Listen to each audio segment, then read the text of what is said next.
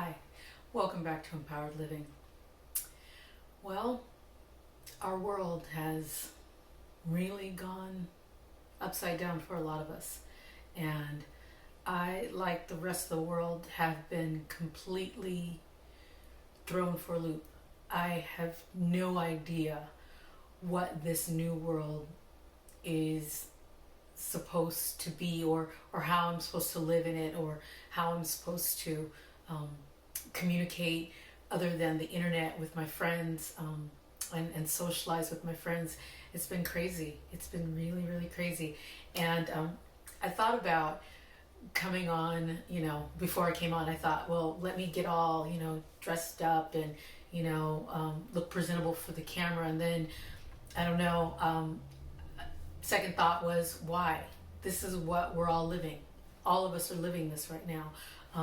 All of us who go and get our nails done are now finding ourselves, with having to manage, or I don't even know if I'm managing it, but deal with, my nails, having been with the acrylics on, and how do I get them off, and how do I, take off. Maybe if you get, like I do sometimes, I get the eyelashes, my eyelashes done, because I found that it just saves time in the morning. It's like I go to the gym, I wake up every morning at like 4 o'clock in the morning to go to the gym, and I just found that it was so much easier to have my lashes already done, so I didn't have to worry about doing that. And now I'm not getting my lashes done. And it was really funny because a lot of people were like, well, now we're going to see, what people really look like. And I don't find there's anything wrong. I don't find anything wrong with people wanting to present themselves in a way that's pleasing to themselves. I have no problem with that. Um, the beauty industry is one of the largest industries in the world because people want to look good and they want to feel good. So I have no problem with that. But I am finding myself now being at home having to deal with, okay, so how do I get these lashes off? I'm not going to see my technician for a while, so how do I do that? How do I take these nails off? And if any of you guys have ever done gel polish, then you know what I'm talking about. So I had to get my, I don't know what the name of it is, but it's for removing callus and things like that, and it's electrical, and it has like the action where it actually can, I guess, when you shave off like dead skin, it's pretty powerful. So I just used it for the removing of my gel polish the other day, and it worked like a charm. So it's just finding new ways of existing, and learning new ways of, redoing things that we have become so, I guess, easy at, making these types of conveniences. It's just been, I'm lost for words really, because it's just so new of what we now are having to face in this world. And I think I talk to on the internet. I'm always on the internet. I'm always talking to my friends via the internet. And one of the things that we've been talking about a lot is food, and how are we going to manage our food, and not just gathering our food, because the stores are still open and people are still going out to gather food. I find that when I go out, it's less intense than it was before. I think when we were very first starting to realize that we were going to have this quarantine, a lot of people reacted like it was doomsday. And I'm sure you guys know what I'm talking about. The shelves were bare, just completely empty on most of the essential items. And as I am still going out every now and then to restock on supplies, I'm finding that there's less hectic, chaotic traffic in the stores, and people are much more calm and much more peaceful. People are still, of course, wearing their masks and their, gloves and things of that nature, but it's far less intense than it was, and that's great. But back to the thing about the food, it's like, okay, so everybody's eating, but now, how are we getting our exercise in? And for me, I know someone like myself who had at one point been extremely overweight. We tend to sometimes think of food as the enemy, and it becomes this battle between me and the food. What I can't eat that, and I shouldn't eat this, and I mean, that's not me anymore, but that was me at one point in my life. I'm so much more now in control of the way that I eat and the food that I eat, and how I think about food. And that's really what I came on this morning to talk about, was how we think about food.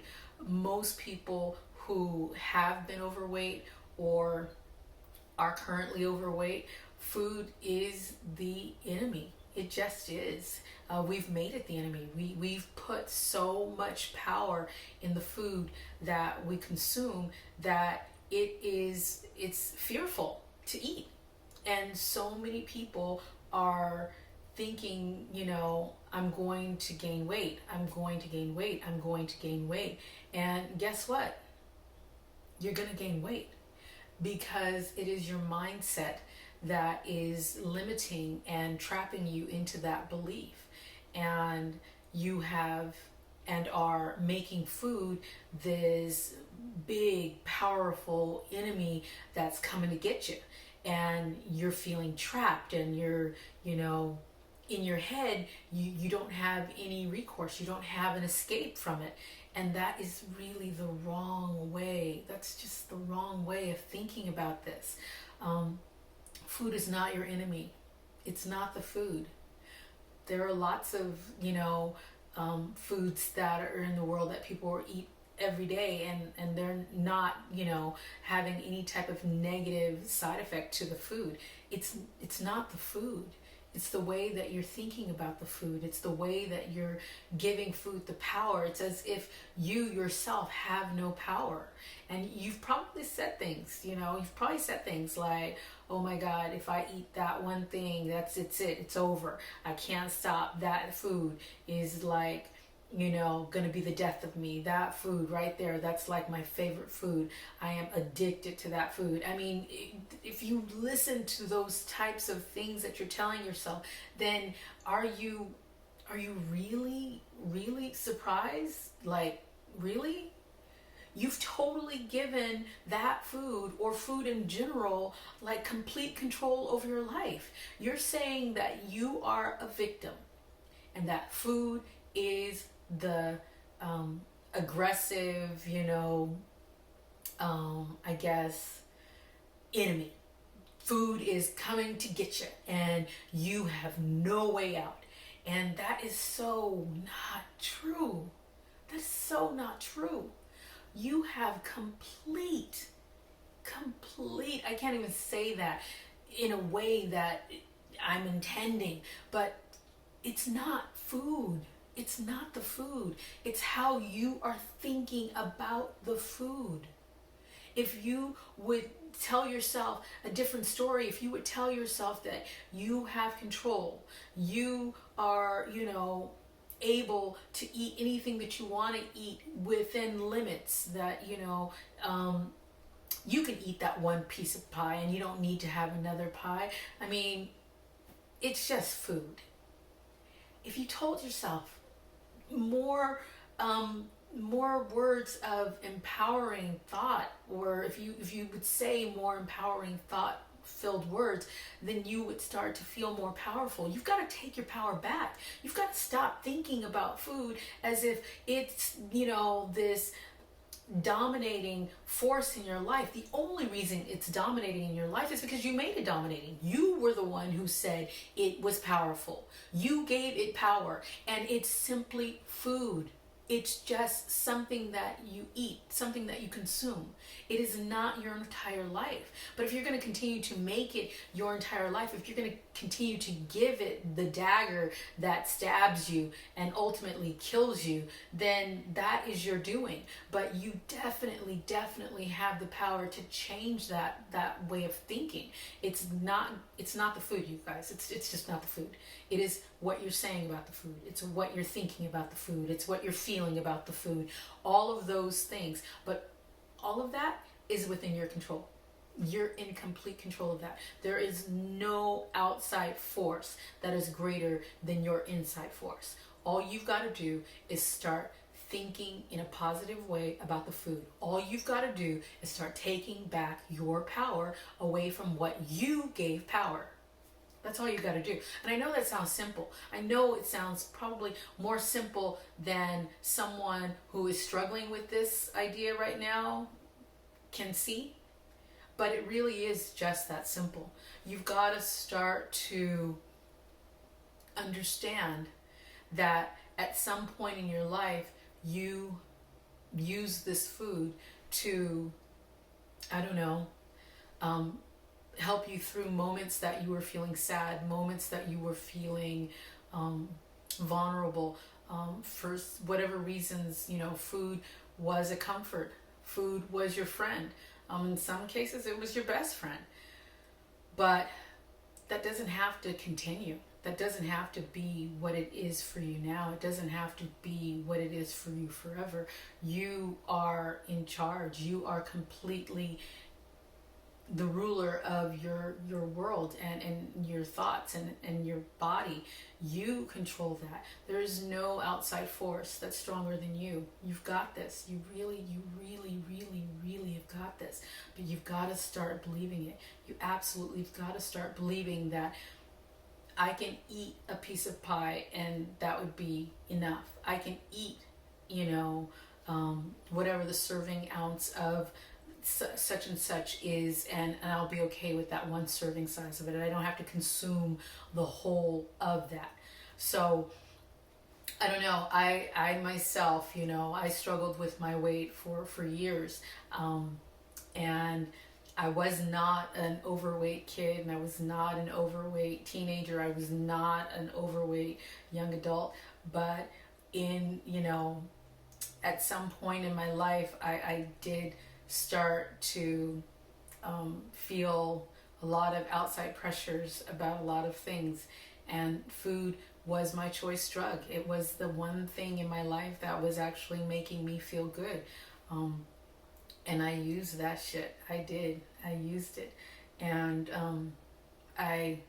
it took me a while to really let go of that. But when I started that process of letting go of my thoughts about food, I realized that it was never the food. And anybody who loses weight will tell you it was never about the food. It was just the tool that I used to cope with whatever it was, whatever the issue was, whatever the problem was, whatever it was that I was trying to get away from. Food was just my choice. It's just like, if you were to think about people who are addicted to alcohol or people who are addicted to drugs, you would, as an overweight person, be really quick to say, oh, that person is using this because of that, or they're trying to deal with or cope with a certain something, so they're using the alcohol or they're using the drug. Food, you guys, it's the same thing. It's the same thing. And being that we're in this quarantine and a lot of people are feeling lonely, a lot of people are feeling disconnected, a lot of people are feeling a lot of things, and a lot of that they're feeling ain't good. It's not good feelings. And so what are you going to go to? The stuff that makes you feel good. And right now in quarantine, for a lot of people, it's the food. It's the food that is going to be the thing that makes you feel good. But my hope for you is that you find other things to do that also bring you pleasure, like painting. If you like to paint, if you don't like to paint, or you don't even know if you like to paint, maybe you want to try painting. Painting is kind of relaxing. I enjoy painting. The other thing that I like to do is read. You guys see, I've always got all these books here. I really do read a lot. Right now I'm reading this book right now, and I really enjoy this book. It's Things No One Else Can Teach Us. I'm not here to promote this author. I don't know him. I just know that it's a book and I'm actually enjoying reading it. I also journal. I do a lot of journaling. I watch YouTube, empowering words. I listen to a lot of Abraham Hicks. I listen to a lot of Neville Goddard. I listen to things that are going to fill my mind with positivity, things that are going to make me feel empowered. And I don't watch the news. I've not watched the news in like forever, because when I was watching the news, it always started my day off wrong. It always started my day stressed. It always started my day feeling pretty chaotic. And so I turned off the news for like a long time ago. So I don't even watch the news anymore. And I watch occasionally. I'll find something on Netflix that seems interesting, and I'll watch that. But mostly, you guys, I'm reading, I'm writing, I'm doing videos. Now I'm going to be doing more videos than before. And I spend time with my family. I talk with my friends. But food is not my enemy. It never was, but food is not coming to get me. I'm the one that's always going to get it. That's the other thing. It's like food is not walking to you. You are making the choice to walk to it. You are the one choosing to order it. You are the one choosing to make it. You are the one in control. You've always been the one in control. It's not the food. So what are you telling yourself that is making you go to that? What are you saying? What are you doing? If this particular thing is so powerful, then why are you bringing it in your house? Why are you buying it? If it's that powerful enough to make you feel guilty, to make you feel sad, to make you feel like a failure, then why are you choosing to buy it? Why are you choosing to prepare it? Why are you choosing it? You got to understand, you guys. It seems like, okay, well, that's like simple talk. That's simple talk. Yeah, if it was that simple, we would have a hell of a lot less obesity in our world, and we would have a lot less people who are triggered by things that, get them into the idea that they are a victim of food. It's greater than that. It's bigger than that. It's bigger than that. And it always has absolutely nothing to do with the food.